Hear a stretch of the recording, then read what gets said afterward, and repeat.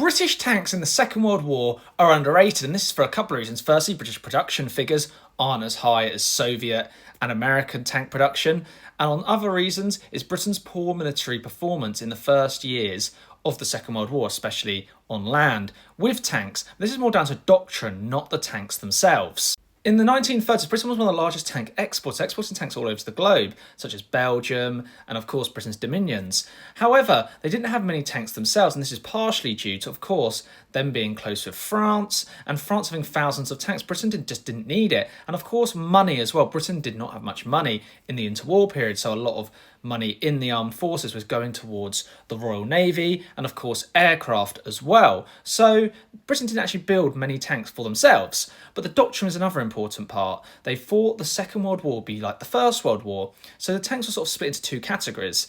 That was basically cruiser type tank and infantry support tanks. So like the infantry support tank would support infantry in fixed positions. And the cruiser type tanks would basically plug the holes in the gaps in the defences to make a breakthrough. One tank's not that great, but the Matilda 2 tank is great and it's very well protected.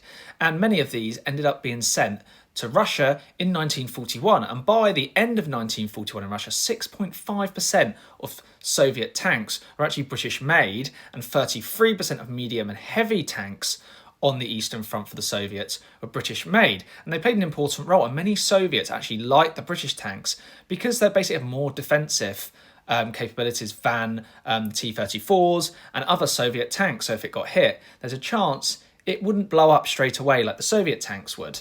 This is partially due to British steel and the quality of British steel, and this is sort of overlooked because it's a quite boring part, I guess, for some people. And on another thing, a lot of people slag off the Matilda tanks. Yeah, Matilda 1's not that good, but the Matilda 2 did a very good job in North Africa when implemented correctly. Throughout the Second World War, Britain builds over 27,000 tanks and self-propelled guns, and they outproduced Germany in tank production in 1940, and in 1941 and 1942, 13,000 tanks are produced in these 2 years. So they're large numbers being produced. However, they're often overshadowed by the large numbers of the US and Soviet production, and this is a quite sensible thing for the British. They didn't need to build tons of tanks if they're getting lots from the United States. They've got more important stuff to focus on, such as the Navy.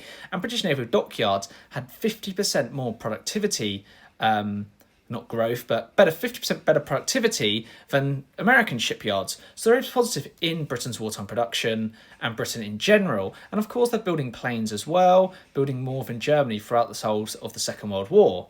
In the last years of the war, of course, you've got the Comet and the Cromwell coming in, and both of these tanks are very capable tanks and did perform quite well.